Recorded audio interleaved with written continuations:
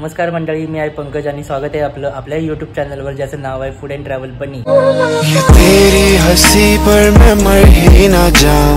मित्रांनो, आज आम्ही आलोय टिटवाळ्याला, टिटवाळा गणपती बाप्पांचं दर्शन घेण्यासाठी। तर मंडळी, टिटवाळा गणपती मंदिर जे आहे ते पेशवेकालीन मंदिर आहे।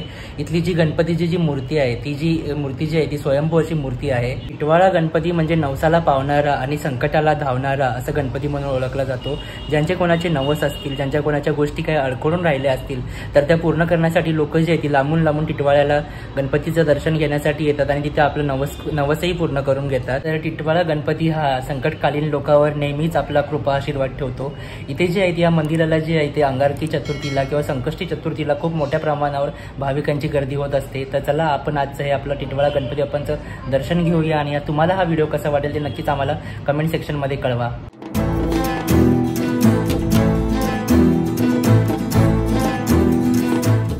फायनली मित्रांनो, मी मंदिरात आलेलो आहे। शेअरिंग रिक्षा घेऊन आलो स्टेशनवरनं। साधारण 15 रुपये घेतलेत माझ्याकडनं पर हेड।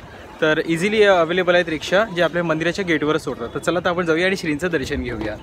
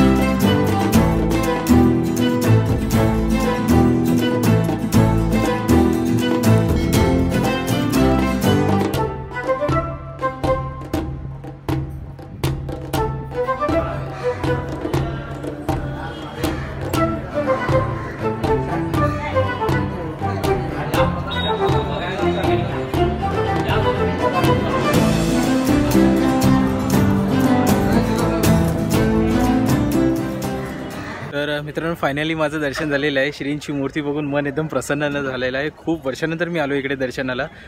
मध्यंतरी मला जमलं नव्हतं, जॉबच्या कारणामुळे टायमिंग्स मॅच होत नव्हती। तर अखेर 6 वर्षाच्या गॅपनंतर माझं आज येणं झालं आणि बाप्पांचं दर्शन झालेलं आहे। सोबत मी प्रसादसुद्धा घेतलेला आहे आणि मार्केट पण फिरलो आहे। खूप छानसे असे पूजाविधीचे वगैरे सामान आहेत, छोटे लहान गणपती बाप्पांची, स्वामीची वगैरे मूर्ती आहे। खूप छानसा बाजार भरलेला आहे। तर तुम्ही पण इकडे नक्की आणि बाप्पांचा आशीर्वाद घ्या।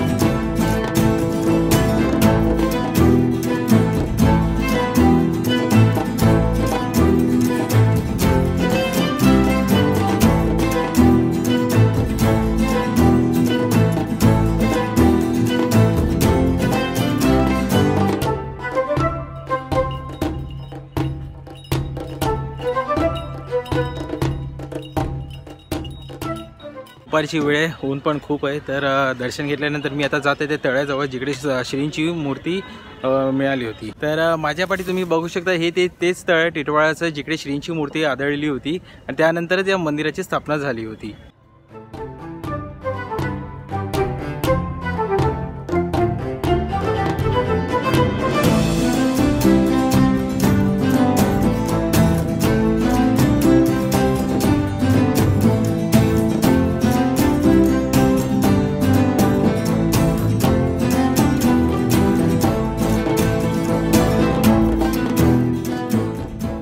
तर टिटवाळा मंदिरात जर आपण आला असेल तर बाय रोड येणार असेल तर आपण आपली गाडी घेऊन येऊ शकतात. पार्किंग फॅसिलिटी इथे अवेलेबल आहे, फ्री आहे पार्किंग.